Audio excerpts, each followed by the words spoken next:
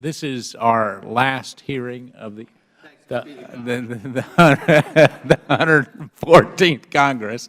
As Mr. Conley would so eloquently point out, it is a welcome event. I would also want to thank the staff, both the majority and the minority staff, for just an incredible job that they have done throughout this 114th Congress.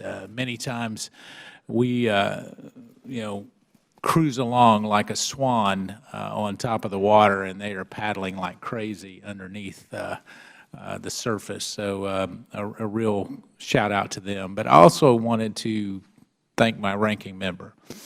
Not only is he a man of insight and truly principle, but he has become a dear friend and one in whom I think hopefully we can set an example of having differences but having respect and really a bipartisan effort to address a number of issues. And the DATA Act is one of those issues that honestly was really a push from Mr. Conley originally, and so I just want to thank him for that. I hope it doesn't go unnoticed that in squeezing in this third hearing on the DATA Act, implementation in the 114th Congress, it is really about setting a priority for transparency that this committee and many of you that are here today understand that it's not only a priority now, but it will be a priority in the 115th Congress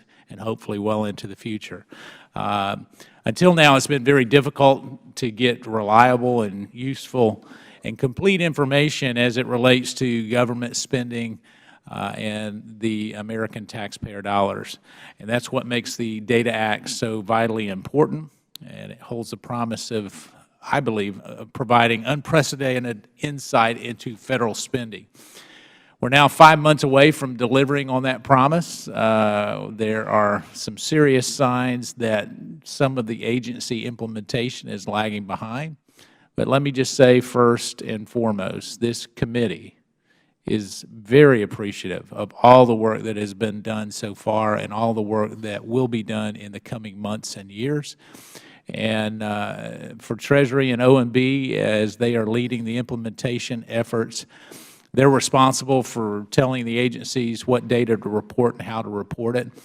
And all the agencies obviously are responsible for their reporting on that spending data. And so while there remains some critical aspects of the implementation that are off track, I think GAO reported in July of 2016 that OMB and Treasury had not designed or implemented the full controls and documented the processes that related to the review and the agency implementation. They also found that there was some concern with regards to the population of agencies and how they're required to report that spending and data under the DATA Act. In recent months, I guess the agency's IG has reported some concerns on the readiness of the respective agencies to implement. Many of those reports, however, as they look at some of the issues from HUD, Housing and Urban Development's IG, show that they face serious challenges and are at risk of missing the May deadline. I'm very thankful, Ms. Timberlake, that you're here today representing HUD, and certainly Mr. Gribben for SBA and your work.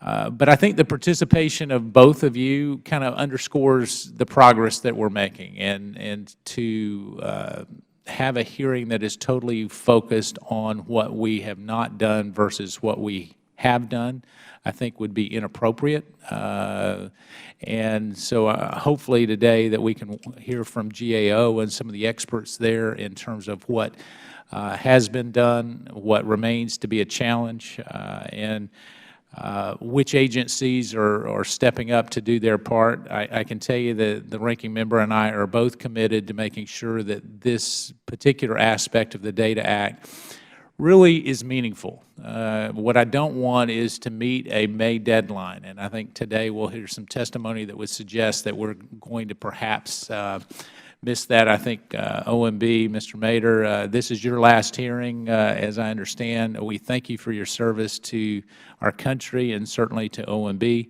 I think the pilot program and the delays and what we're hearing there is a concern, just speaking frankly, and yet at the same time, you and I have had some good conversations about not only moving forward, but how we do that. So I look forward to working with each one of you in the implementation as we go forward. Hopefully today we'll establish some of these last 5-month hurdles that we have before implementation. And knowing that even after May, that we're going to have quite a bit of tweaking that has to be done, and perhaps some more focus on areas that we're not performing as well. So I'd like to thank all of you for being here today. I look forward to your testimony, and I'll recognize the ranking member for his opening statement.